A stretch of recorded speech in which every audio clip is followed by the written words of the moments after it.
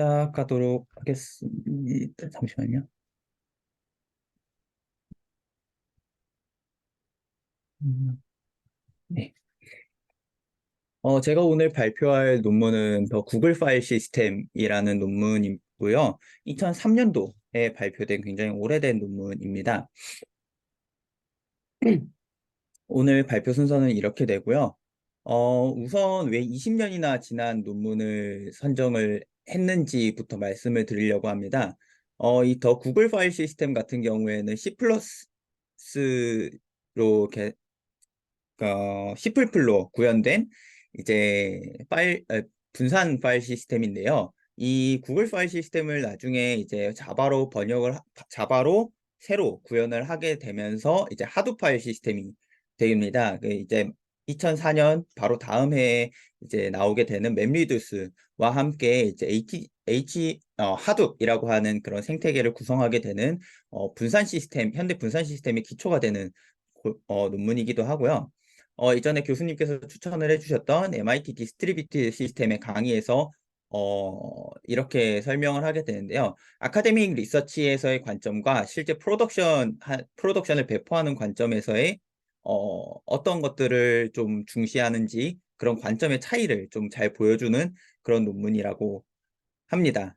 또한 이제 우버나 메타와 같은 여타 빅테크 그룹과 같이 이제 실제 대규모 프로덕션 환경에 적용하기 위한 시스템 디자인은 어떻게 되어 있는가를 조금 잘 보여주는 굉장히 중요한 논문이라고 생각이 되어서 20년이나 지났지만 해당 논문을 선정을 하게 되었습니다. 이 논문에서 이제 맨 처음에 저자들은 이 6가지 가정을 먼저 하고 들어가게 됩니다. 이 6가지 가정을 하고 그 다음에 시스템 디자인을 하게 되는데요. 먼저 첫 번째 가정은 비싸지 않은, 그러니까 원래는 뭐 실제 뭐 네트워크를 뭐 직접 연결한다던가 아니면 여러 가지 좀 기타 부가적인 하드웨어 장비가 추가로 장착이 되어 있는 그런 약간 커스터마이즈된 분산 환경을 조금 많이 가정을 했었는데, 그게 아니라 일반 코모디티 컴포넌트를 활용을 하여서 좀 수백 개, 수천 대의 그런 머신들을 연결할 수 있는 그런 시스템이 필요하다라고 주장을 합니다. 이거를 이제 구현을 하기 위해서는 강력한 폴트 톨러런스를 지원을 해야 되고요.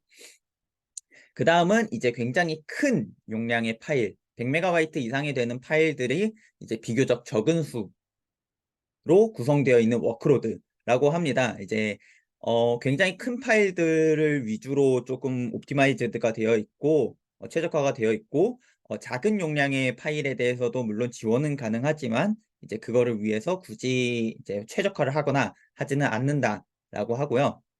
그 다음에 이제 대부분 이제 리드가 시퀀셜한 리드를 이루어져 있다고 합니다.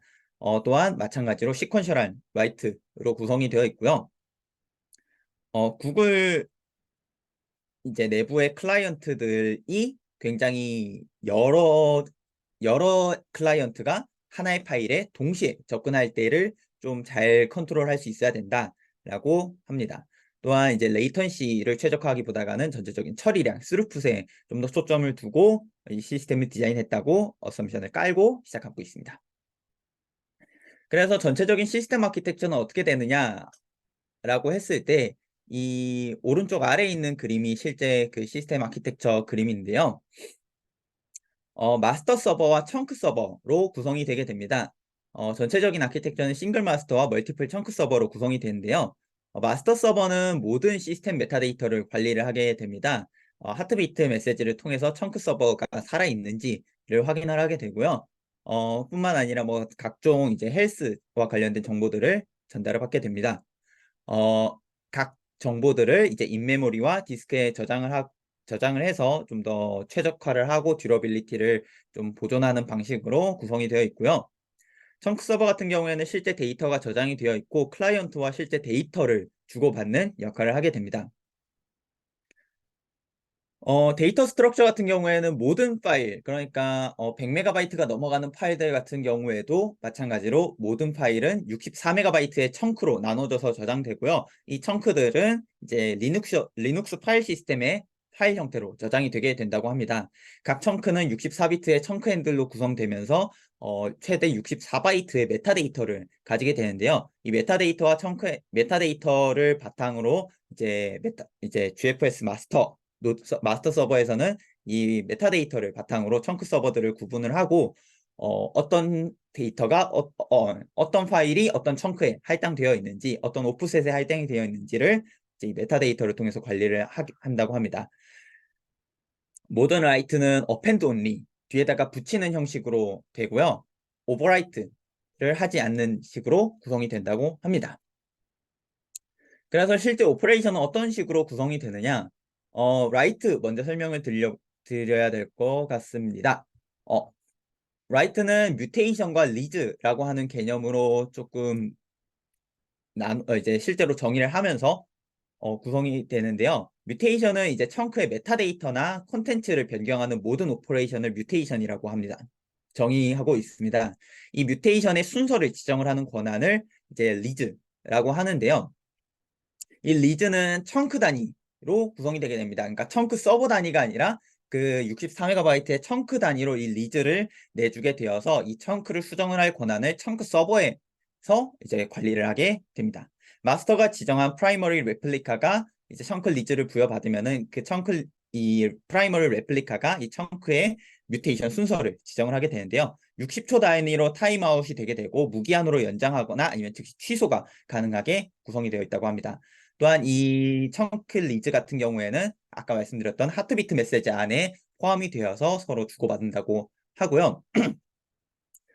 이 라이트의 플로우는 다음과 같습니다. 이제 클라이언트가 오른쪽 그림을 좀 참고하시면 되는데요. 클라이언트가 마스터에다가 청크 리즈를 확인을 하게 되는데 합니다. 그러면 마스터는 이제 청크 리즈를 확인을 하여서 클라이언트에게 리턴을 해주고요.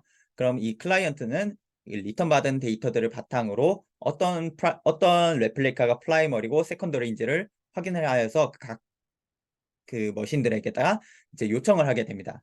클라이언트가 이제 데이터를 청크 서버에 이제 데이터를 전송을 하게 되면은 그 모든 레플리카가 데이터를 수신을 했을 때 프라이머리가 리퀘스트를 전달받게 됩니다. 그러면 이 프라이머리는 전달받은 리퀘스트를 바탕으로 시리얼 넘버를 부여를 하여서 이제 앞서 말씀드렸던 그 컨커런트한 라이트가 발생되었을 때 이 시리얼 넘버를 바탕으로 하여서 동작을 하게 된다고 합니다. 그렇게 이제 시리얼 넘버를 부여한 다음 이 시리얼 넘버에 따라서 이제 리퀘스트를 처리를 하게 되고요. 모든 레플리카에서 처리가 완료가 되면은 프라이머리가 클라이언트의 리플라이를 날리게 됩니다. 이제 클라이언트 리플라이 같은 경우에는 모든 단계에서 에러가 없을 시에 석세스를 반환하게 되고요. 어떠한 하나의 단계에서 실패가 발생할 경우 에러를 리턴하게 됩니다. 에러를 리턴하면은 클라이언트 단에서 그 에러를 바탕으로 재시도를 하게 되고요. 앞서 이 플로우의 3번에서 7번까지를 계속해서 반복하게 됩니다. 여기에서 특이한 점은 이 컨트롤 플로우와 데이터 플로우가 독립적으로 구성이 되게 된다는 건데요. 클라이언트가 이제 레플리카들에다가 이제 데이터를 전송을 따로 하게 되고요. 컨트롤 플로우를 또 따로 전송을 하게 됩니다. 이렇게 함으로써 이제 네트워크 보틀렉을 조금 최소화할 수가 있고요. 이 데이터 플로우 같은 경우에는 이 실제 파일 데이터를 가장 가까운 레플리카에 전송을 하는 식으로 구성이 됩니다. 그러니까 프라이머리나 세컨더리 구분 없이 가장 가까운 레플리카에 전송을 하게 되기 때문에 어, 지연 시간을 최소화할 수 있었다고 하고요. 또한 파이프라이닝이라고 하는 방식을 통해서 데이터를 이제 하나의 레플리카가 수신을 하게 되면은 바로 이제 이 데이터가 수신이 완료될 때까지 기다리는 것이 아니라 바로 다음 레플리카에 스트리밍하게 전송을 하는 이 파이프라이닝이라는 방식을 통해서 이 데이터 플로우를 좀 최적화하였다고 합니다.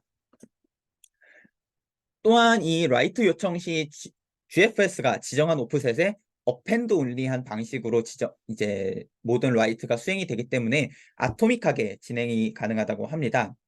이 라이트 오퍼레이션 같은 경우에는 앨리스트 원스를 조금 보장을 하게 되는데요. 바이트 단위의 그런 동일한 데이터를, 그러니까 모든 청크에 바이트 단위로 동일한 데이터가 있다고 보장을 하진 않지만 앨리스트 원스를 보장을 하기 때문에 어 만약에 이 바이트 단위의 그 데이터가 동일하지 않다라고 하면은 클라이언트에다가 실패를 반환하게 되고요.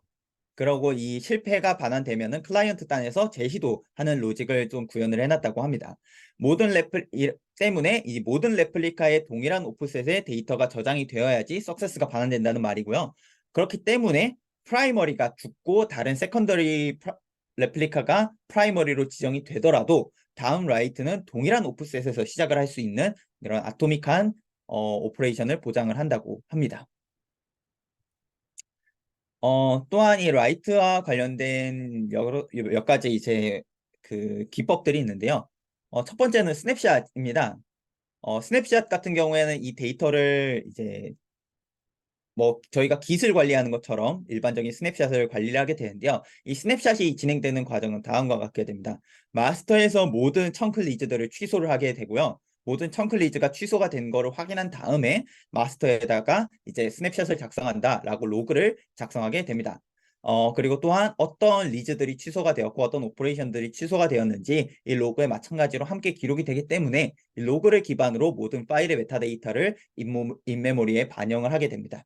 이 인메모리에 반영된 것들을 바탕으로 이제 다시 이제 모든 청크 리즈를 내어주고 그 이후로 다시 라이트를 수행을 하게 되는데요.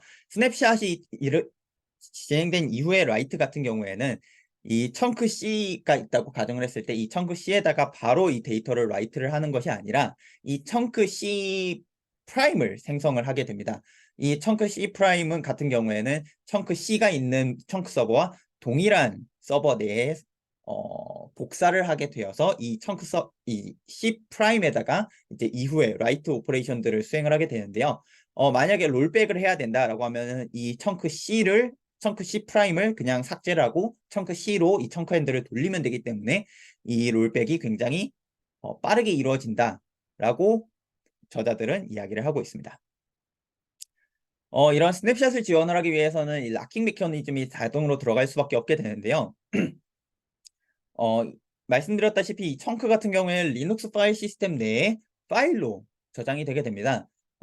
때문에 이 모든 청크 파일들은 디렉토리 1부터 시작해갖고 디렉토리 N 그리고 leaf에 있는 청크 파일로 경로를 가지게 됩니다. 이 락은 크게 두 가지로 나눠져서 걸리게 되는데요. 라이트 락과 리드 락으로 나눠져서 락이 걸리게 됩니다. 라이트 락은 마지막에 있는 리프 노드에 있는 그 청크 파일 자체에만 라이트 락을 적용을 하게 되고요.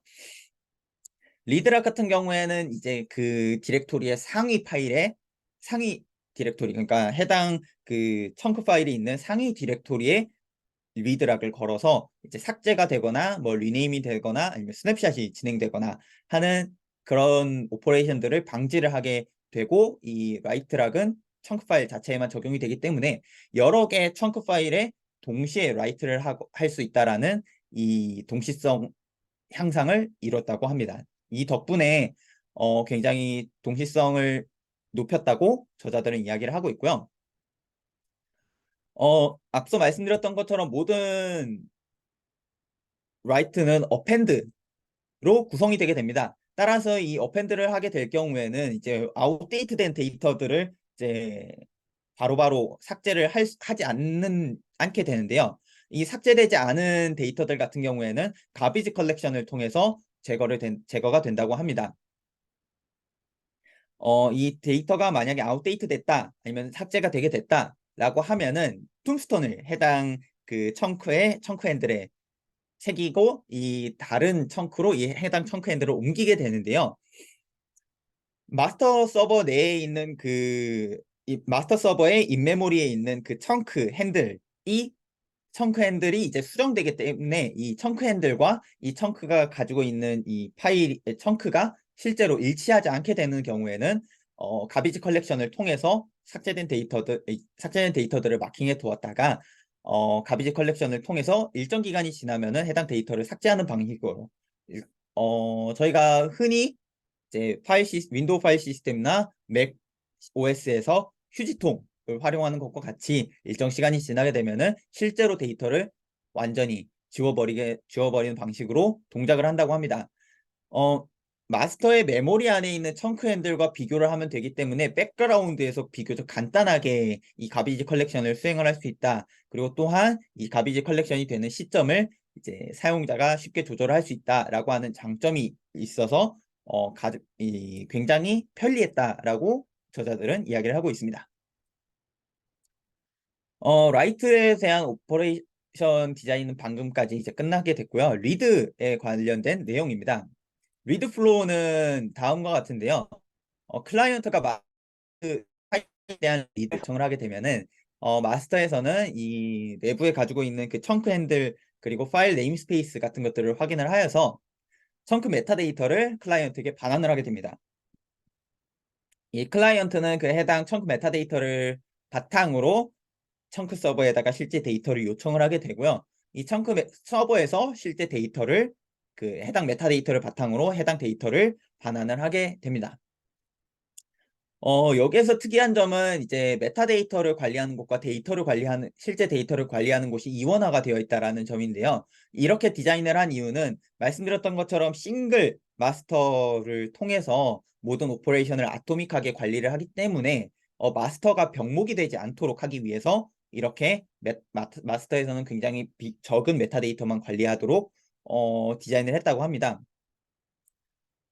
또한 이 덕분에 폴트 톨러런스와 컨커런시가 굉장히 크게 향상이 되었다고 하는데요. 여러 개의 데이터들을 이제 마스터에서 관리하는 것이 아니라 청크 서버에서 관리를 하기 때문에 마스터가 죽더라도 청크 서버에서 데이터를 실제로 반환을 받을 수 있도록, 또한 하나의 청크 서버가 죽더라도 다른 청크 서버에서 데이터를 즉시 이제 리턴 받을 수 있도록 하여서 폴트 톨러런스와 컨커런시가 크게 향상이 되었다고 하는데요.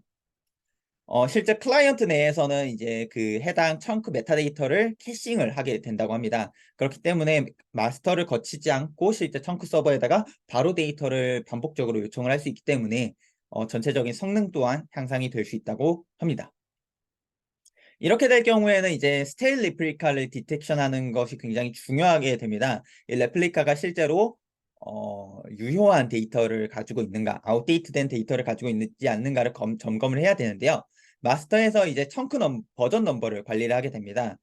이 청크 버전 넘버를 이제 청크 메타데이터와 함께 반환을 하기 때문에 이 청크 서버에서 데이터를 리턴을 할 때 해당 청크 버전 넘버를 같이 확인을 하여서 이 버전이 올드한 버전인가 실제로 이제 최신 버전인가를 확인을 할 수 있기 때문에 스테일 레플리카를 구분할 수 있다고 합니다.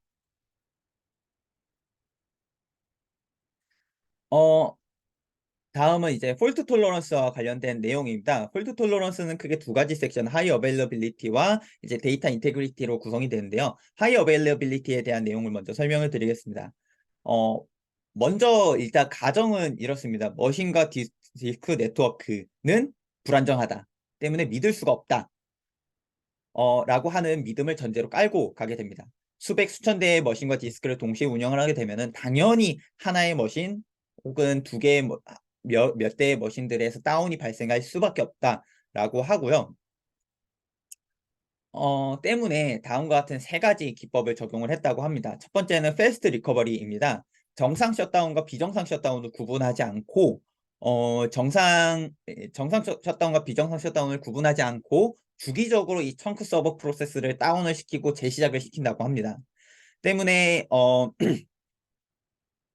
이게 가능한 이유는 이제 앞서 말씀드렸던 것처럼 64MB의 청크 단위로 데이터를 구성을 하게 되는데 이 실제 64MB를 이제 메모리에다가 띄우는 것이 아니라 그 64MB 중에서도 이 청크에 대한 데이터는 64바이트 정도가 되기 때문에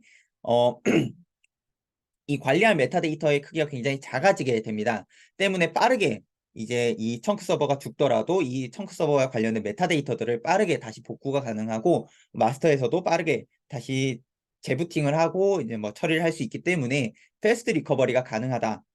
때문에 비정상 셧다운과 정상 셧다운을 구분하지 않아도 된다라고 하고요. 말씀드렸던 청크 리플리케이션을 수행을 하게 됩니다. 서버는 여러 가지, 데이터 센터는 여러 렉으로 구성되는데 이 렉을 크로스 렉, 그러니까 서로 다른 렉에 있는 서버들 간의 레플리케이션을 통해서 물론 지연 시간은 조금 생기게 되겠지만 이제 이거를 통해서 이 렉 전체가 다운이 되더라도 다른 렉에 있는 데이터들을 통해서 리커버리가 가능하다라고 하고요. 이 청크 단위의 체크섬을 기반으로 데이터 손상을 확인한다고 합니다. 이 체크섬은 뒤에 데이터 인테그리티에서 다시 한번 설명을 드리도록 하겠고요. 청크 리플리케이션은 이렇게 크로스렉으로 진행을 하고 또한 마스터 또한 리플리케이션을 한다고 합니다. 앞서 말씀드렸던 여러 가지 오퍼레이션 로그들이 발생하게 되는데 이 오퍼레이션 로그들을 여러 머신에다가 나눠서 리플리케이션을 해놓는다고 합니다. 전체 로그를 복사를 해놓기 때문에 마스터가 다운될 경우 해당 로그를 바탕으로 새로운 마스터를 빠르게 리커버리가 가능하다고 합니다. 또한 이 마스터는 DNS로 통신을 하기 때문에 만약에 이 마스터가 죽는다라고 하면 다른 서버로 도메인 네임을 변경만 해주면은 바로 자동으로 이제 마스터가 교체되기 때문에 마스터가 빠르게 리커버리가 가능하다고 합니다.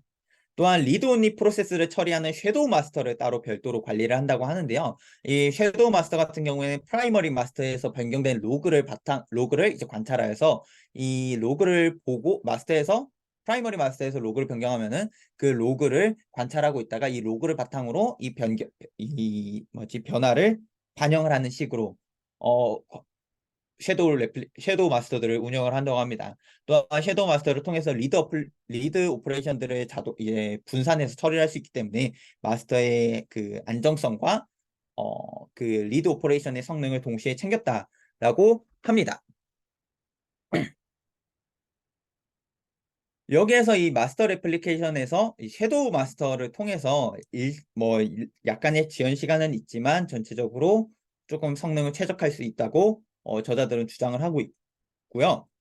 다음은 이제 데이터 인테그리티입니다. 이 데이터 인테그리티 같은 경우에는 앞서 말씀드렸던 것처럼 디스크 페일리어로 인해서 이 데이터가 깨지거나 아니면 데이터가 로스가 발생을 하게 된다고 합니다. 그렇기 때문에 여러 청크 서버에서 데이터를 읽어서 비교를 하는 방식을 적용을 할 수는 있겠지만 비교를 하는 오퍼레이션 자체가 굉장히 비싼 오퍼레이션이 코스트가 크고 또한 여러 청크 서버에서 데이터를 요청을 하게 되면은 이제 그걸 중간에서 또 관리를 하게 되는 그런 별도의 레이어가 또 들어가게 되겠죠. 굉장히 전체적으로 시스템이 비효율적으로 돌아가게 되기 때문에 이 청크 서버에서 새로운 청크가 생성될 때마다 혹은 라이트 오퍼레이션이 발생할 때마다 이 체크섬을 해당 청크를 구성하고 있는 이 단위 블록 64KB 단위 블록마다 이제 32비트의 체크섬을 두어서 이거를 통해서 데이터 유효성을 확인을 한다고 합니다. 물론 이 체크섬을 생성을 하는 그 과정 자체는 굉장히 상대적으로 비싸기는 하지만 전체적으로 데이터를 읽어서 비교를 하고 하는 오퍼레이션보다는 상대적으로 합리적인 수준의 오버헤드가 있기 때문에 이 체크섬을 운영을 한다고 하고요. 만약에 체크섬의 미스매치가 발생할 경우 이 클라이언트에다가 에러를 리턴하고 마스터에다가 리포트를 하게 됩니다. 그렇게 되면은 클라이언트는 다른 레플리카에서 데이터를 읽을 수 있도록 다시 재요청을 하게 되고요. 마스터는 정상 레플리카로부터 이 해당 데이터를 리플리케이션을 하도록 밑에다가 명령을 내린다고 합니다. 이런 방식으로 체크섬을 운영을 하여서 데이터의 유효성을 확보를 한다고 합니다.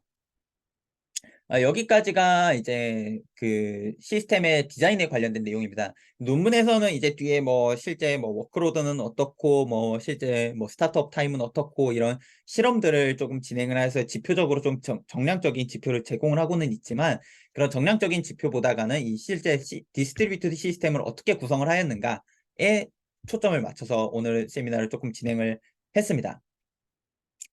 전체적으로 이제 이 세미나의 이 해당 구글 파일 시스템 논문의 컨트리뷰션을 조금 정리를 하면은 강력한 폴트 톨러런스를 지원하는 디스트리뷰티드 파일 시스템을 제안을 하였다고 합니다. 또한 아카데믹 리서치의 접근 방식보다 조금 더 느슨한 조건을 통해서 스루풋을 향상을 시켰고 전체적인 시스템의 효율성을 향상을 시켰다고 하고요. 저렴한 상용 장비를 활용을 해서 실제 대규모 워크로드에 적용을 할 수 있는 그런 시스템을 제안을 했습니다. 이 해당 구글 파일 시스템 같은 경우에는 맨 처음에 서두에 말씀드렸던 것처럼 이후에 이제 2006년에 하둡 시스템의 구성 요소인 HDFS의 토대가 되는 이 굉장히 굉장히 기본적인 디스트리뷰티드 파일 시스템이 되겠습니다. 오늘 제가 준비한 세미나는 여기까지입니다. 이제 질문 있으시면은 질문해 주시면 감사하겠습니다. 네, 잘 들었습니다. 뭐 이 논문이 사실 이 분산 시스템, 현대에 있어서의 분산 시스템의 뭐 어떤 시초가 되는 논문이라고 할 수 있을 그런 논문이 되겠고요. 어, 이게 지금 뭐 HDFS의 토대 정도가 아니라 HDFS 우리 지금 다 쓰고 있지만 HDFS가 이 논문을 기반으로 GFS의 클론을 만든 거거든요, 저는. 지금 뭐 내용이 HDFS에서 그대로 적용되는 그런 내용들이라고 보면 될 것 같아요. 네, 좋고. 관련 질문 있나요?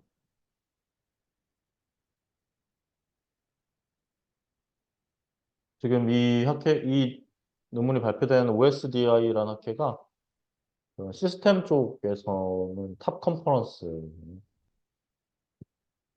어, 뭐 분산 시스템에 관심 있는 학생들은 한 번씩 읽어볼 만한 그런 바이블 격에는 될 것.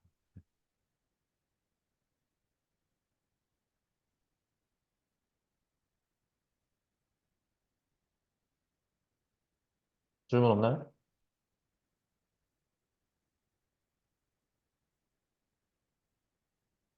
HDFS하고 좀 차이 나는 부분들이 보이던가요? 어, HDFS는 아무래도 이제 구글 파일 시스템 같은 경우에 이 논문을 이후로 뭐 따로 별도의 이제 오픈 커뮤니티에서의 언급은 많이 되지는 않고 있는 것 같습니다. 근데 HDFS 같은 경우에는 이후에 아파치 라이센스까지 받으면서 완전 거의 오픈 소스화가 되었고, 굉장히 활발하게 이 HDFS를 기반으로 여러 가지 이제 스파크라든가 뭐 여러 가지 어플리케이션들이 굉장히 잘 동작을 하고 있기 때문에 그 과정에서 근본은 그대로지만 그 이후에 뭐 여러 가지 기법들이 조금 HDFS에 적용이 된 것 같습니다. 조금 이게 더 어떤 측면에서 또 한 가지 측면에서도 이게 어떤 분산 시스템의 그런 분야 자체를 연 그런 논문이기도 한데 오픈 소스 자체 시초이기도 해요. 사실 이전까지는 어떤 기조가 기업들이 기술을 소유하면 그 기술이 보통은 지금도 여전히 뭐 대부분 하드웨어 기업들 다 그렇지만 특허로 묶어가지고 공개하지 않는 게 원칙이거든요. 기술 유출 우려 때문에. 구글에서 처음으로 획기적으로 이 기술을, 뭐 코드를 공개한 건 아니지만 기술 자체를 공개해서 HDFS라는 게 이 내용을 바탕으로 그대로 클론이 만들어질 수 있을 정도로 공개가 됐던 거죠. 그래서 이 뒤로부터 그런 오픈 소스 커뮤니티가 굉장히 활성화가 많이 돼 있어요. 그러니까 그만큼 어, 기업 자체가 이 당시 그러니까 지금 생각해 보면 좀 그렇죠. 그러니까 이 당시만 해도 굉장히 독보적인 기술을 가지고 있었던 그만큼 자신감이 있었던 거죠. 뭐 이런 클론 만들어도 우리는 그 사이에 훨씬 더 빠른 속도로 개발할 수 있다. 그러니까 그 다음 레벨의 기술을 개발할 수 있다. 이런 자신감이 있었던 거고. 실제로 이 뒤에 빅테이블이라든가 맵리듀스라든가 이런 그 논문들이 OSDI에 연속해서 한 1, 2년 사이로 계속 나오게 되거든요. 그런 거고. 그러니까 어떤 기술에 대한 자신감과 함께 오픈소스 진영에 대한 그러니까 소프트웨어 관점에서는 이런 그러니까 오픈소스라는 게 단순히 공개의 측면이라기보다는 어떤 퍼블릭한 다수의 컨트리뷰 통해서 생태계를 만들어가는 이런 어떤 시발점이 됐던 그런 연구라고 볼 수가 있겠죠.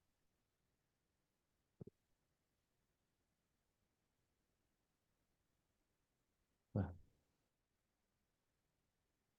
질문은 없어요? 네, 오늘 발표 수고했습니다.